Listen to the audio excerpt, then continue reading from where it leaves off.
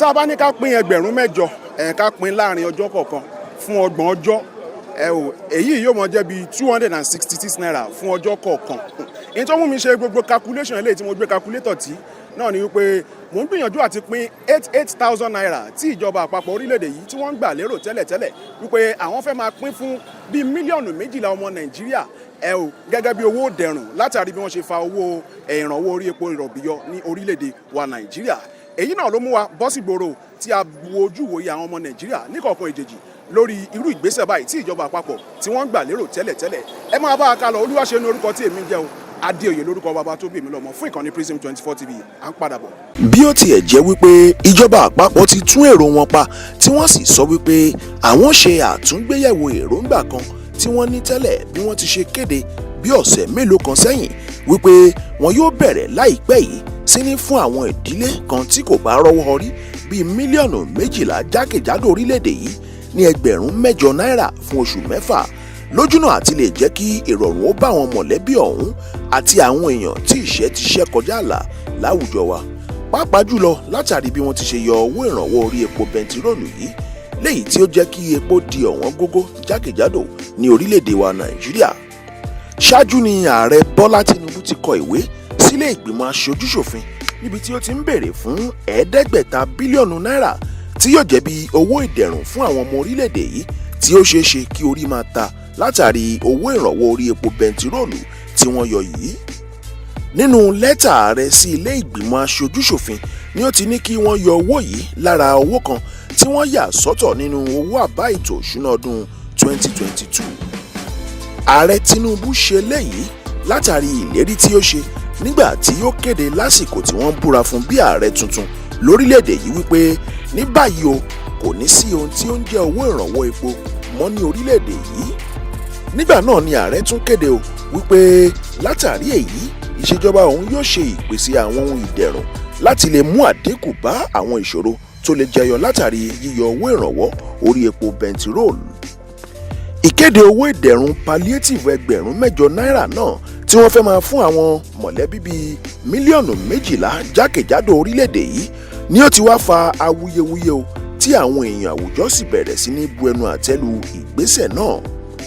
ẹgbẹ́ àwọn òṣìṣẹ́ nílẹ̀ yìí Nigerian Labour Congress NLC àwọn náà fárígá o wípé ìgbésẹ̀ náà tí ìjọba àpapọ̀ fẹ́ gbé yìí kò lè so èso rere kankan fún ọmọ orílẹ̀-èdè yìí. lára ohun tí àwọn ẹgbẹ́ kan ti ṣe ẹgbẹ́ àwọn òṣìṣẹ́ tí ó wà ní ìpele tí ó ga jù lẹ́nu iṣẹ́ ìjọba lórílẹ̀-èdè wa Nàìjíríà Association of Senior Civil Servants of Nigeria náà tún sọ lórí ọ̀rọ̀ náà nípasẹ̀ ẹni tí ń ṣe ààrẹ wọn Comrade Tommy Etim. àwọn náà ní ohun tí orílẹ̀-èdè yìí nílò báyìí ní ìgbésẹ̀ kọ́mọ́nkóbò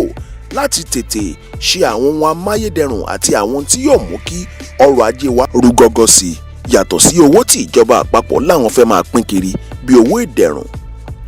oríṣiríṣi ni ọ̀nà tí àwọn èèyàn gbà fi fapá jánù lórí èròǹgbà ìjọba àpapọ̀ yìí kí ó tó di wípé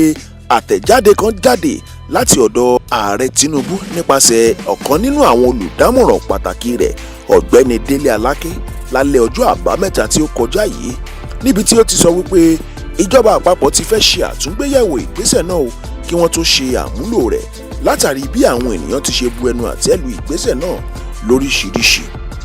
èyí ni ó wá jẹ́ ohun tí àwa náà ní iléeṣẹ́ Prism 24 TV bọ́ síta lọ wo ojú ìwòye àwọn ọmọ Nàìjíríà lórí irú ìgbésẹ̀ náà ká tiẹ̀ ní wọ́n pàpà gbé. ẹ gbọ́ àkọsílẹ̀ àti ìgbéléwọ̀n wo ni ẹ rò wípé ìjọba àpapọ̀ yóò nílò àti ṣe àmúlò láti máa fi san irú owó yìí fún àwọn ẹni tí wọ́n bá fẹ́ san án fún? ǹjẹ́ àwọn mọ̀lẹ́bí tí ìṣẹ́ ń ṣẹ́ ní orílẹ̀-èdè yìí wọn kò ju mílíọ̀nù 12 lọ bí wọ́n ti ṣe kéde ẹ̀? ǹjẹ́ irú ìgbésẹ̀ yìí kò dàbí wípé wọ́n ń fi ọ̀bọ lásán lo àwa ọmọ orílẹ̀-èdè yìí ni? ọ̀nà wo ni wọ́n lè gbé irú ìgbésẹ̀ yìí gbà tí kò tún fi ní di wípé kìkìdá àwọn olóṣèlú nìkan ni kíní ọ̀hún tún já mọ́ lọ́wọ́? ẹ máa bá wa ká lọ lórí ètò ojú ìwòye níkànnì Prism 24 TV.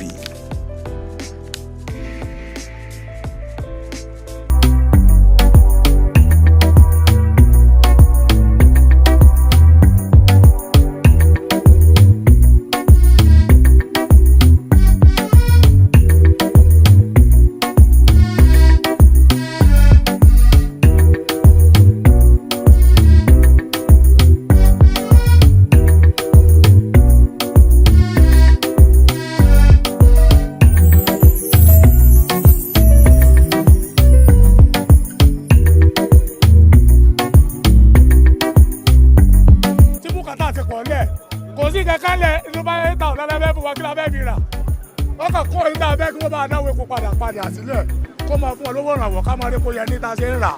8,000 wọ́n fẹ́ mọ̀ fún wa kò lè ká wa tó bá dẹ̀ ni wọ́n fẹ́ fún wa náà kò lè dọ́dọ̀ lù àwa báyìí àwọn ọ̀rọ̀ wọn ni ó gbèrú ẹ̀. 8,000 yẹn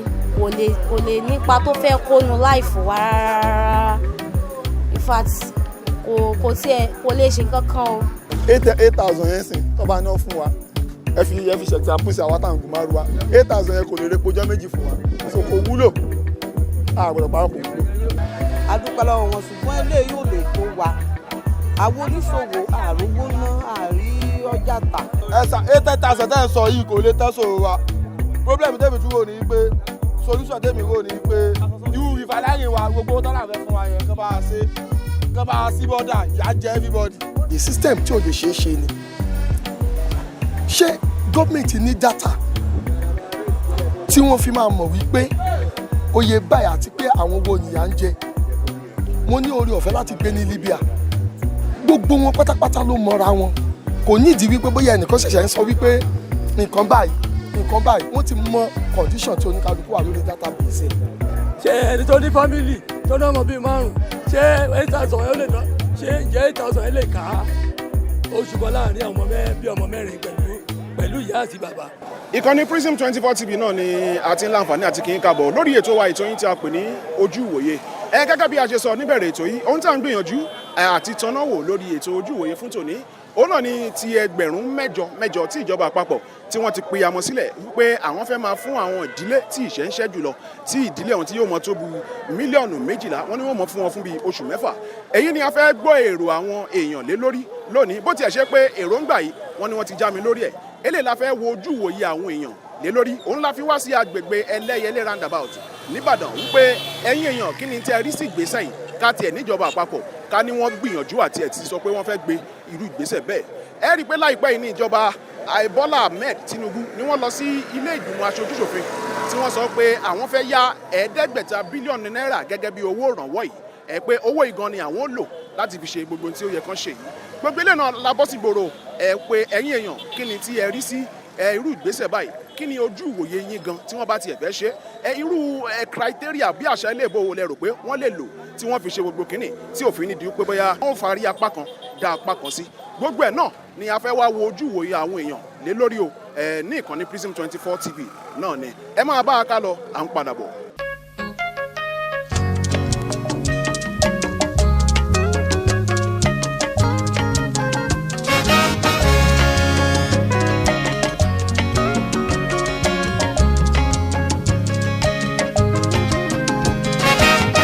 $8,000 yẹn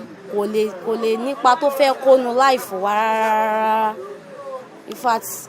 kò lè ṣe kankan ó ti sú wa báyìí o kò tiẹ̀ yé wa mọ́ transport yẹn ó tiẹ̀ ti ń choke like any other thing ó ti sú wa kò yé wa mọ́ ọ̀rọ̀ ọjà yẹn kan ó ti really affect ẹ̀ gan ọjà àwọn profit inú ẹ̀ kò tó nǹkan kan mọ́ àdẹ̀lé fowó sí bó ṣe yẹ gbogbo ju báyẹn lọ so kàn jọ kàn bá wa nǹkan ṣe sí o kàn bá wa fi sùúrù kàn bá wa fi to gbogbo ẹ̀ kó lè tú kílù lè túbà kó lè túṣẹ ká máa rí tiwa ṣe ká máa rí jẹ ká máa rí mu àtijẹ àti mu kó má nira fún wa because bí gbogbo ẹ̀ ṣe ń lọ àtijẹ àti mu ó ti nira fún everybody wa kọ́lọ́n kó ṣàánú kọ́lọ́n má fi nira ṣe títí wa kàn jọ kọ́ wá nǹkan ṣe sí o 8,000 yẹn ò lè ṣe nǹkan kan fún wa. How many places ní 8,000 yìí fẹ́ dé 8,000 tá a dẹ̀ ń sọ yín sìn àwọn iye ibi tó yẹ kán máa ní kán ti máa fáwọn èèyàn wọ́n lè create association kan máa fáwọn èèyàn owó yẹn kò ní dé so many places àwọn kan tún máa jẹ́ mọ́lẹ̀ so 8,000 yẹn kò tiẹ̀ sínú agenda anything pé bóyá ó lè solve any problem kò lè solve anything no kàn jọ fuel yẹn àti oúnjẹ yẹn kán bá wa wá nǹkan ṣe sí kí gbogbo ẹ̀ kó padà sí normal price bá ṣe ń rà tẹ́lẹ̀ because èrè orí ẹ̀ ò wá tó nǹkan mọ́ àwa tá à ń ṣiṣẹ́ báyìí tá à ń tajà báyìí kò wọ́n jẹ́ kí gbogbo ẹ̀ kó tiẹ̀ yé wa mọ́ báyìí allowance yẹn ò lè sort anything lára nǹkan tó wà nílẹ̀ yìí because in fact gbogbo nǹkan ó kọ̀ dàbí ẹni pé èèyàn ò tiẹ̀ mọ̀ nǹkan tó ń ṣe like ó dàbí ẹni tó mọ̀ ń ṣe tí ò wá mọ̀ tó ń ṣe kò wá yé mọ́ bóyá fẹ́ máa ṣe mọ́ because àwọn ọjà yẹn tí wọ́n á wọ́n débi pé profit inú ẹ̀ gan kò tó nǹkan kan mọ́ because owó tán gbélé nísìnyí báyìí ó decrease profit tó wà ń bẹ̀ but ọjà yẹn dẹ̀ wọ̀n a lè fowó sí ju bó ṣe yẹ lọ kán jọ kíjọba jọ owó tí wọ́n fẹ́ fún wa yìí kò lè tán kankan nínú nǹkan tó wà ńlẹ̀ yìí o transportation mi láti lé síbí báyìí gan nísìnyí báyìí ó tiẹ̀ ti kọ́kọ́ decrease much profit lára nǹkan tí mò ń rí daily so kán jọ kán bá wá nǹkan ṣe sí ọ̀rọ̀ epo yìí ọ̀rọ̀ epo yẹn ní àkọ́kọ́ the oúnjẹ tó tún wọ̀n yìí kán jọ kán bá wá solutions kán bá wá fi ẹ̀rọ sí torí àwa ti gbárùkù tí wọ́n pé àwọn náà tún lè ṣe ìjọba yìí kó lè rọ̀ wá lọ́rùn kó lè dẹ̀ wá lára kó lè tù wá lára kí ìlú kó lè rọrùn fún wa aláìmọ̀ pé gbogbo ètò wa le ju bó ṣe yẹ lọ kán jọ kán wò wá ṣe láàánú kán bá wá solution sí ọ̀rọ̀ epo yìí àtọ̀rọ̀ oúnjẹ yìí. ẹ wo kò lè tọ́ṣòro wa o kò lè tọ́ṣòro wa rárá because nǹkan tó ń jẹ wá yà ó pọ̀ gan Nàìjíríà iná epo gbogbo ẹ̀ 8,000 yẹn sìn tó bá ná fún wa ẹ fi ṣe example sí àwọn táwọn gùnmá ru wa 8,000 yẹn kò lè repo ọjọ́ méjì fún wa so kò wúlò àgbọ̀dọ̀ parọ́ kò wúlò bóyá kọ́ lọ bá a ṣe modular refinery ni o bóyá kọ́ bá a ṣe corner refinery wa ni o kí ìyà máa jẹ wá mọ́ ìyà ipò àfẹ́ palliative àfẹ́. kí lè ròyìn pa bí wọ́n káàtì ẹ̀ náà fẹ́ pé kí lè ròyìn pa bọ́ ṣe lè pé àwọn tó máa fi mọ àwọn gbogbo tí ó yẹ kí kíní ẹ̀ dọ́dọ̀ wọn. àwọn tẹ́ kíní ẹ̀ dọ́dọ̀ wọn ẹ wò mi gbọ́dọ̀ pa tán yìí gbogbo wa nìyà ń jẹ gbogbo ata nìyà ń jẹ irú èmi tó bá náà fẹ́ fún palliative mi wà yìí tó bá fún 25,000 ó kéré so onímọ̀ràn ò lè gbà ọlọ́kadà ò lè gbà onímọ̀tò ò lè gbà tá ló fẹ́ fún kọ́ fún àwọn arúgbó lè gbà àwọn opó àwọn arúgbó àwọn tí mo rò pọ̀ lè fún nìyẹn tó lè tọ̀ sónù wọ́n dẹ̀ ó máa dẹ̀ wọn àwọn tí mo rò bẹ́ẹ̀ nìyẹn. a dúpẹ́ lọ́wọ́ wọn ṣùgbọ́n eléyìí ò lè tó wa àwọn oníṣòwò àrówó ná àrí ọjà tà so kán jọ kán tó bá wá sí ọlọ́run á fún wọn ṣe ọlọ́run á fún wọn lọ́wọ́ ṣiṣẹ́ ilé àtọ̀nà wọn náà kò ní dàrú àwọn náà ó ìfọ̀kànbalẹ̀ tó tọ́lu ọlọ́run àlàyé owó yẹn ò lè tó kò lè tó wa wọ́n ṣe o ṣùgbọ́n kò lè tó wa sẹ́rí kẹ́tẹ́kẹ́jì mi sọ àwọn kan máa rí àwọn kan náà wọn ò lè rí pé ṣùgbọ́n ohun tí ó kárí wa òun ni pé kẹ́rọ̀ ajé wa kó bọ̀ sípò òun ni àti onílé àtàlejò ni ó lè pè wá. 8,000 yẹn ẹ̀dí tẹ̀ ṣe scam wọn ò lè pín ibi téèyàn kan ti máa dúró láti máa fi gba 100 èèyàn kan á fi gbowó èèyàn 100 Nàìjíríà la wà ìyẹn ò lè kárí kò solve situation tó wà lórílẹ̀‐èdè Nàìjíríà lọ́wọ́lọ́wọ́ báyìí kò solve ìyẹn ò lè wá iye ìṣàlà tó mú ṣe torí pé kí ni bẹ́ẹ̀ ń ṣe wà yìí kí ni evidence wípé citizen ọmọ Nàìjíríà ni you don't have it ibo lẹ ti fẹ́ máa gba 8,000 yẹn ṣé automatically inú àkáǹtì ni but wọ́n fẹ́ gbà kan lọ́wọ́ individually tax they know how to collect it by fault tá bá sọ̀rọ̀ nípa gbogbo plate number machine everything tí wọ́n lò wọ́n ṣiṣẹ́ lórí àwọn kan wọ̀nyẹn wọ́n kàn ń gba àwọn kan wọ̀nyẹn ni àwọn ìjọba ń gbá yẹn iná wọ́n ń gbowó ẹ̀ ni but wọ́n ṣe kí ni wọ́n ò ṣiṣẹ́ tọ́ but wọ́n máa ń force èèyàn ṣé èèyàn tó ní driving license lọ́wọ́ tó yẹ pé kò mọ mọ́tò wa tó kàn ń dá wàhálà lọ káṣí wọ́n sọ̀rọ̀ lórí yẹn but present situation tó ń ṣẹlẹ̀ lọ́wọ́ báyìí crude oil ṣé ó ń wọ́n sí tó ti ń fà jáde ni then kí ló ń mú owó ẹ̀ tó fi ń increase every day ìgbà tó yẹ pé gbogbo bùkátà orílẹ̀-èdè Nàìjíríà sì wà nù kómà o ó aṣọ wà lóko ẹrú àti ìgbòmìnira I have to tell you this and this is how it will continue except God himself renew Nigeria. Bola Mohammed síwájú tó wà ń bẹ̀ he holds Nigeria as a worker as a slave to me bí mo ṣe rí nìyẹn because me as a citizen of this Nigeria kí mo fẹ́ fi everyday kí mo fẹ́ fi prove ara mi fún yín pé yes o ìkan báyìí ló mo fi qualify as a citizen of Nigeria akàwé ẹwù adúró owó tí a waste at the time at yes káṣẹ mọ́tò wá sọ tàwọn doctors gan pé wọ́n lẹ́yìn ìgbà tán bá ṣe everything tán after 5 years wọ́n ṣẹ̀ tún máa tún sí ìrú gbogbo géèmù wọ̀nyí káfẹ́ràn gbá sẹ́nu ẹgbọ́n amúnisìn tipátipá ni Nàìjíríà ò sí ní abẹ́ wípé Nàìjíríà gbogbo individual wa Nàìjíríà tẹ̀ most of we are just suffering níbi tí baálé ilé imagine odidi baálé ilé 15,000 naira ló ń gbà lóṣù 15,000 naira abọ́yàwó abọ́ ọmọ báwo ló fẹ́ survive oúnjẹ méjì lójúmọ́ amúgàrí láàárọ̀ amúgàrí lọ́sàn so balance kò balance reality kábàárà wa sọ reality 8,000 tó ń sọ yẹn that is a scam kò solve anything it's not to me kọ́má wulẹ̀ gbé ìgbésẹ̀ lé lórí school táwọn lọ ń gbà yẹn free education kan náà lọ ni wọ́n wá ní pé wọ́n fẹ́ yá àwọn ọmọ ènìyàn ní owó tá a fi lọ sí university àwọn ọmọ later àwọn máa san it's not sound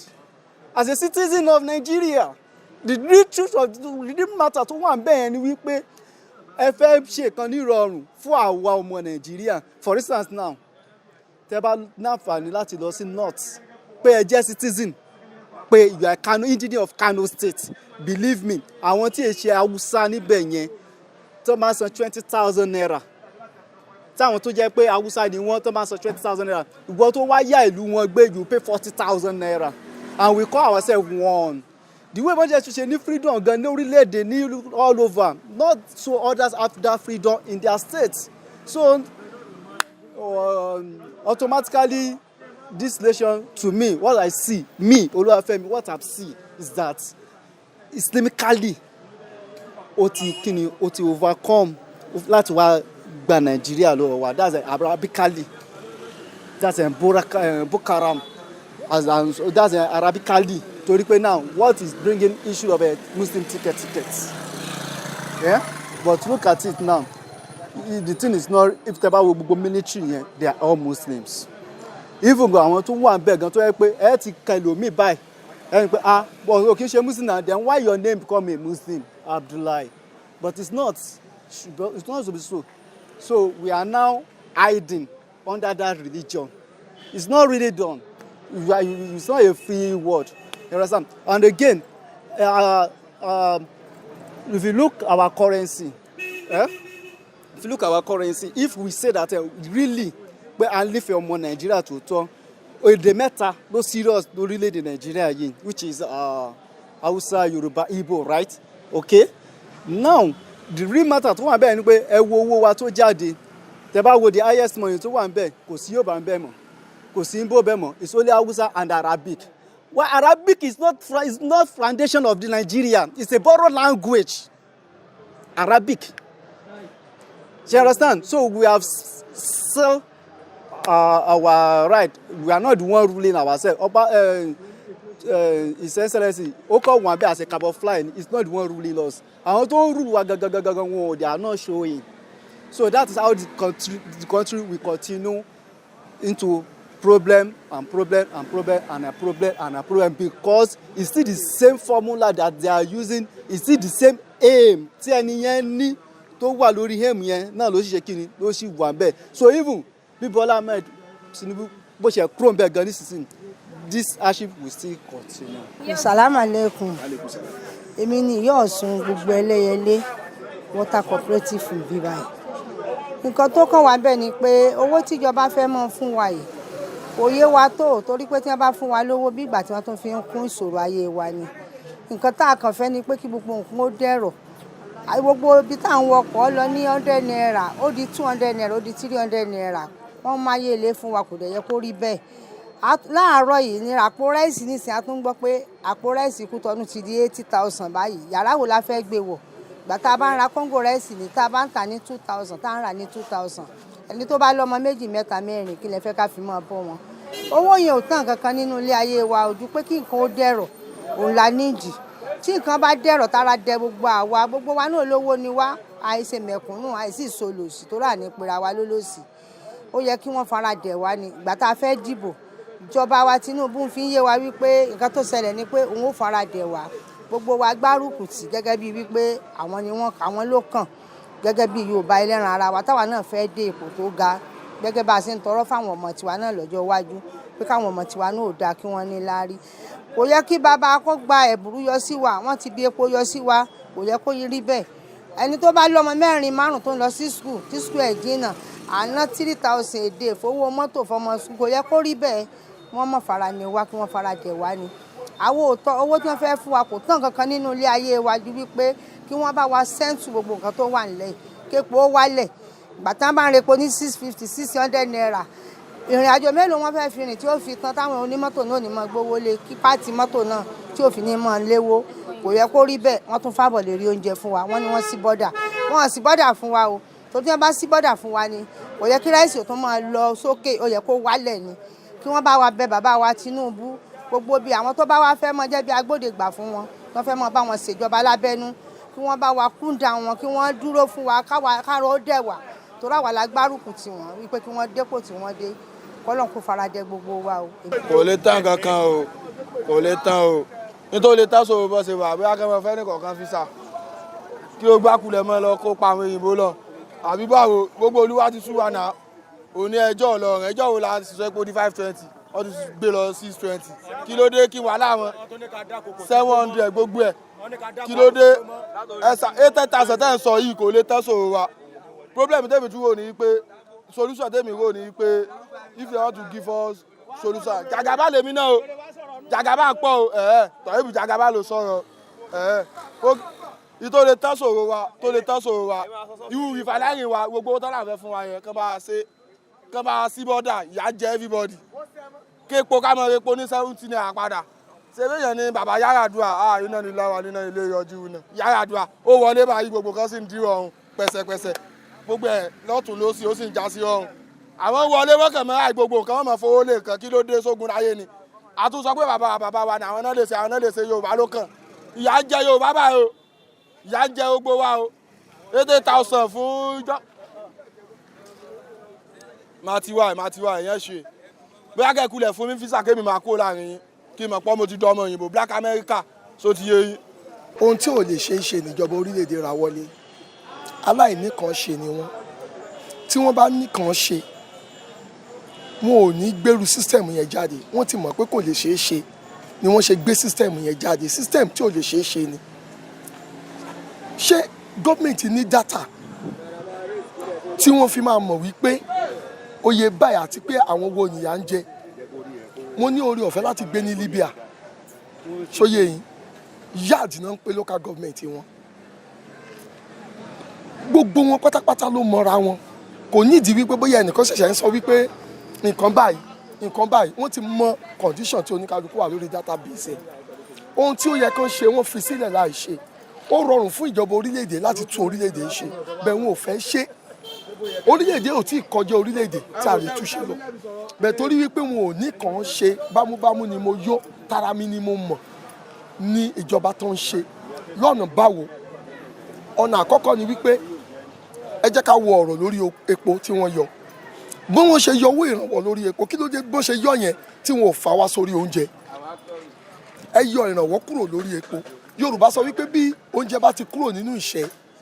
ìṣẹ́bùṣe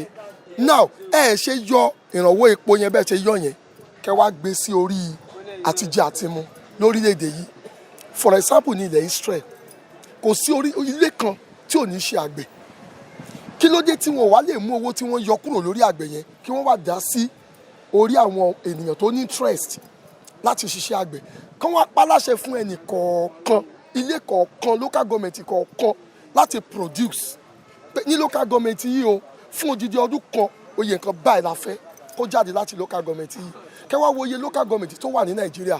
báwo ni oúnjẹ ò ṣe ní sùn wá bọ̀ moreover wa la lépo ohun tá a ní ní Nàìjíríà ló ń fìyà jẹ wá eléyìí tí a ní ó pọn wa lójú so lórí 8,000 naira or no 8,000 naira wọn ò ní kankan ṣe wọn ò náà nígbà tí mo ṣírò 8,000 naira yìí tí ẹ bá ń dàjọ 200 naira lójúmọ́ ó jẹ́ 6,000 kẹ́dà pẹ̀lú Sunday ó jẹ́ 6,000 now tẹ́ bá dá 250 ó jẹ́ 7,500 àbí lóṣù owó yẹn ò pé 300 now ṣé 300 naira tó mi jẹun láàárọ̀ bí mo ṣe wà yìí kí má wàá sọ àwọn ọmọ normal car ìyàrá mẹ́ta ọmọ mẹ́ta bàbá kan àti ìyá kan ní normal ọmọ tí ẹni tó bá ní làákàyè tó gbọ́dọ̀ bí ẹ gbọ́dọ̀ bímọ mẹ́ta ìwọ àti ìyàwó ẹ jẹ́ 5 that is one car shut up stand yes with one house now kò ṣe fún gbéraga normal ó ṣe yẹ kó rí nìyẹn now báwo lẹ ṣe fẹ́ manage 300 naira láàárọ̀ èèyàn 5 láàárọ̀ nígbà tí àwọn ọmọ ti yín dẹ̀ rèé tí wọ́n fi 150 million sóyè yìí tí wọ́n fi ń ra charge card lórí handset wọn. Ìjọba orílẹ̀-èdè yóò tí ì ṣetán èmi ò wá mọ̀ o bóyá ọlọ́run ló tiẹ̀ kírètì wa ló dá wa bóyá kì í ṣe ọlọ́run tí a fi ń ronú báyìí tó fi jẹ́ wípé àwọn bàbá wa wọn ò lè ronú normal bó ṣe yẹ kán ronú. Mo mọ̀ pé tó bá di ọjọ́ kan because àwa náà ti gbégbé ayé wa dé àárín àwọn ọmọ tó ń bọ̀ lẹ́yìn mo mọ̀ pé báwa bá kùnà tí a ò lè sojúṣe wa lónìí àwọn ọmọ yẹn á dìde lọ́la wọ́n á sojúṣe wọn lọ́la torí pé àwọn bàbá ti wá kùnà láti sojúṣe èní táwọn náà bá tó wá kùnà láti sojúṣe èní fáwọn ọmọ wa mo mọ̀ pé tó bá dọ̀la ọlọ́run á ru ẹnìkan sókè láti sojúṣe fún wa lọ́la ó jẹ́ ohun tí mo rí sọ so lórí 8,000 naira ohun tó kàn wọ́n fi sí ìlera ìṣe eléyìí tí ò yẹ kán ṣe òun náà ṣe 8,000 nítumọ̀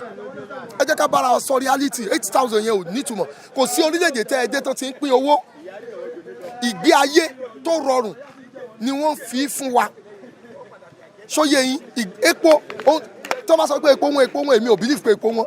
ẹni kí ni reason à ń rí ohun tí ènìyàn ò bá rí náà sọ wípé ohun ní áfíríkà làwa lè ní mo gbọ́ pé epo wa ló cheap jù bá a ṣe ń pariwo yìí bẹ́ẹ̀ tí àwọn orílẹ̀-èdè kan wà tó yẹ pé wọ́n mú ìgbé ayé rọrùn ẹ̀yin má jẹ́ ẹ wo iye tí gọ́vnà ń lò gọ́vnà ẹ wo ìgbé ayé tó ń gbé tá a dẹ̀ ń wò wọ́n ẹ wá lẹ fẹ́ máa fún wa ní Ẹgbẹ̀rún 8 lójoojúmọ́ kó fún wa ní Ẹgbẹ̀rún 8 lójoojúmọ́ kò ní ìtumọ̀ in fact kó máa fún wa 50,000 naira kò ní ìtumọ̀ everyday àní kó mú ìgbé ayé rọrùn fún wa kó má jẹ́ ká regret pa wà láyé mélòó ni 8,000 naira so mi ò rí bí ipa níjọba mi ò rí bí ipa níjọba mo sọ́ọ̀rì tó bá jẹ́ pé Bọ́lá Ahmed Tinubu mo lo ọdún 8 pẹ̀lú ẹ̀ ní Lagos State ṣe rí ẹ̀kọ̀rọ̀ pé ó ń ṣe dáadáa ni torí wípé àìwúlò ara ayé náà fi ń rántí èrò ọ̀run ṣóyè yín ṣé Bọ́lá Ahmed Tinubu ṣóun ló gbé omi dé Lagos State ni Gate of Nigeria ní Lagos State Gate of Nigeria òun ní Lagos State ohun tó tí Bọ́lá Tinubu ṣe ẹgbẹ̀rún ó lè ṣe bẹ́ẹ̀ ó lè ṣe ju ohun tó ṣe lọ bẹ́ẹ̀ torí wípé ó ti lọ opportunity láti jẹ gọ́vnà ní Lagos State làwa ṣe ń rò wípé ó ṣe dáadáa ṣe understand èmi ò ní kó ṣe dáadáa gẹ́gẹ́ bí olórí o àgbọ̀dọ̀ abuse wọn torí bàbá wa ni ṣùgbọ́n ìbá kúkú dáa kó tún wá ṣe dáadáa ju bó ṣe ṣe lẹ́kọ̀ọ́ lọ ohun tó fi bẹ̀rẹ̀ yìí ó máa lẹ́yìn o kọ́ má jẹ́ kí ọmọ Nàìjíríà kọ́ má jẹ́ kán strike mọ́ ìjọba wọn lọ́wọ́ because ẹnu tá a fi ń pe adégún ó ṣeé ṣe ká fi pe adé ògùn o kán jọ bàbá wa ni wọ́n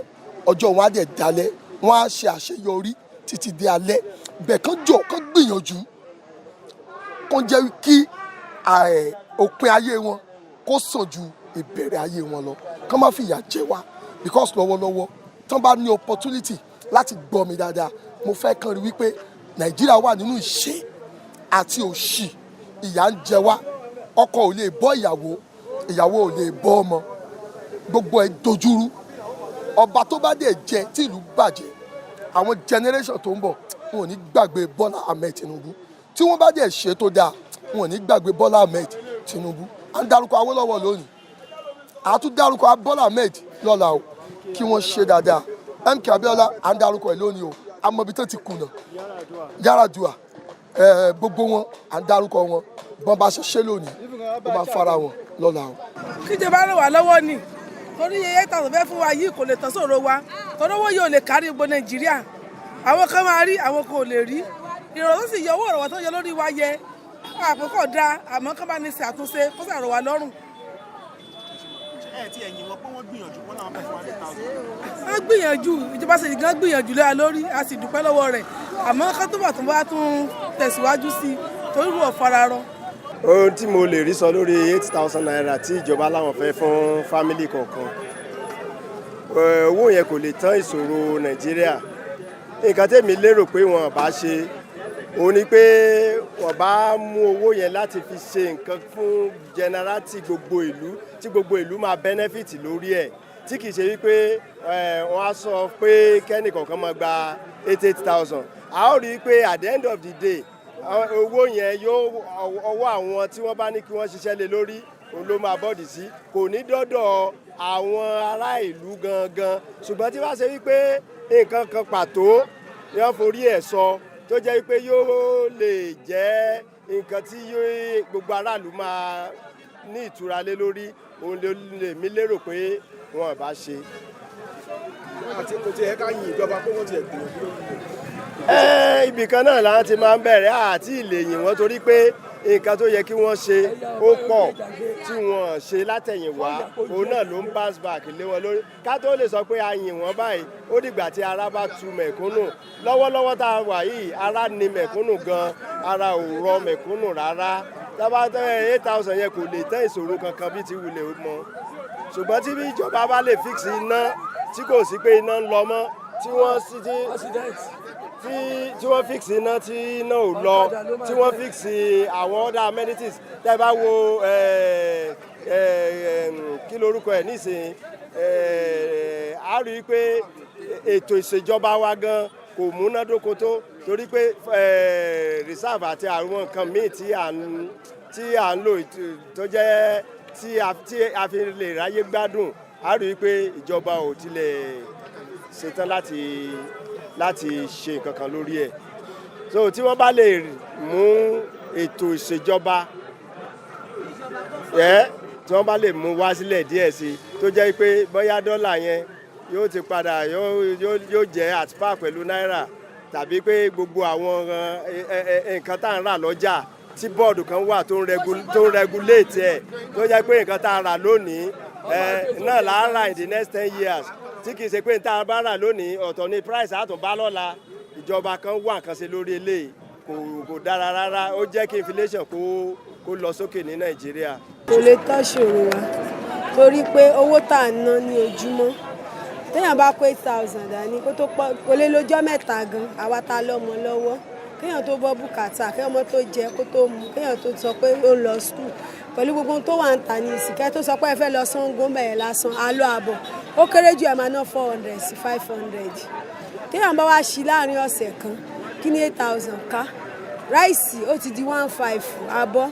gàrí ti di 600, gbogbo nǹkan ti wọ́n àti jẹ àti mú, ara ni aráàlú kan ṣàánú wa, àwọn òfowó tó tún máa fànira sínú ayé wa. Owó mọ́tò tí wọ́n jù, kerosene gbogbo ẹ̀ ló gbówó lórí àti gáàsì àti jẹ àti mú, gbogbo ẹ̀ kò rọrùn fún wa, kan ṣàánú wa. Mo jẹ́ ẹ̀kan nínú àwọn awakọ̀ tó wà tó ná ẹlẹ́yẹlé sí ológun arúgbó ọ̀pá. Ní a bá wò ó sí láti àárọ̀ tàṣídé láti nǹkan bíi 6, mi ò tí ì lọ ju trip kan lọ. Ìgbọ́n sì ń gbàtẹ́ ń sọ̀rọ̀ nípa ọ̀rọ̀ 8,000 tó máa fún wa. Ṣé ẹni tó ní fámìlì tó ná ọmọ bíi 5, ṣé 8,000 yóò lè ná? Ṣé ǹjẹ́ 8,000 lè ká oṣù kan láàrin àwọn bí ọmọ mẹ́rin pẹ̀lú ìyá àti bàbá? Ṣùgbọ́n a bá wo ọ̀rọ̀ owó yẹn sìn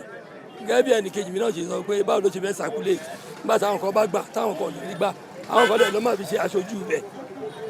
Ṣé ọ̀nà wo ló fẹ́ fi gbà tó máa lè survive tó yẹ pé ẹnì kankan wa ó máa benefit owó yẹn? Tó tó bá benefit ẹ̀ sìn a mọ̀ pé tó bá fún wa á di díẹ̀ kù ní period yẹn ni ó dàbí ẹni pé bí nǹkan kẹsẹ̀ máa dùn yàn nígbà tó bá tún finá tán tó bá tó fi gbá nǹkan á tó bẹ̀rẹ̀ sí. So èyí tẹ̀mí kọ́ ìjọba ni pé kọ́ bá tún wọ́ ọ̀nà tó lè gbà tó lè fi rọ àwọn aráàlú lọ́rùn. Ìkọ́ sí ní ìjọba tó lè sí àwọn ọmọ skul tó wá ń wọ mọ́tò bíi àwòrán wọn ọ̀wá sí mímọ́. Ìjọba gbé mọ́tò tiẹ̀ lẹ̀ àwọn náà fi tú wa lẹ̀ nígbà tó yẹ pé à ń lọ repo ní 600 naira èyí lọ fẹ́ ká máa gbèrò. Àwọn náà dẹ̀ fẹ́ ní aráàlú lára. Ìjọba rí mi ẹ̀rí mi sì pé mò ń ra epo 4 litre ni mo rà nígbà tí lóko méjì sí adáki máa lọlé ó lè tó 7 tó kúrò ní so kan jọ kí ìjọba kó bá wa rí nǹkan ṣe sí. Orúkọ mi ni Yaradua láti gáràjì ẹlẹ́lẹ́sìdò. Owó tí wọ́n ní wọ́n fẹ́ fún wa kò ní ká kankan 8,000 naira. Ọmọ tó lọ skul láti odidi ìdóga ẹ bá fún ní 2,000 naira kò ká. Ẹ wọ́n lè fẹ́ fún wa 5,000 tí bùkátà ti pọ̀ lẹ̀. Kò sí kankan lẹ̀ inú bá 8,000 lẹ́ fẹ́ fún wa kí la fẹ́ fi rà. Wọ́n kàn kó ìta fẹ́ kí wọ́n bá dáwọ́ epo padà sílẹ̀ kó máa fún wọn lówó ìrànwọ́ ká máa rí epo yẹn níta ṣe ń rà 8,000 wọ́n fẹ́ mọ́ fún wa kò lè ká wa tó bá dẹ̀ ni wọ́n fẹ́ fún wa náà kò lè dọ́dọ̀ rú àwa báyìí àwọn ọ̀rọ̀ wọn ní òde rẹ̀ ṣé ibi tí mo pè é wọ́n wà fún mi ní 8,000 èso owó fún mi ní 8,000 àwọn tó nídìí 80,000 gan wọn ò lè fún wọn kò lè dọ́dọ̀ ọ̀rú wọn ẹ má jẹ́ àtọ́ra wa ẹ ti gbọ́ ẹ má jẹ́ àtọ́ra wa kò lè dọ́dọ̀ ọ̀rú wa báyìí nígbà wọn fẹ́ fún wa ní 8,000 olúwa tó ta mineral sí ti kó fún 8,000 sí kò ní máa ṣàdúrà fún ìjàmbá kò lè dọ́dọ̀ ẹ̀ àwọn ara wọn wọ́n ti ní ìsorúkọ àwọn tí wọ́n fún ní 80,000 naira yẹ kò lè dọ́dọ̀ àwọn báyìí pàtàkì kan kúrọ́ tàn wá jẹ ni ìpẹ́ mi ó sọ pé kó bá dé kó wádà kó dá padà wálẹ̀.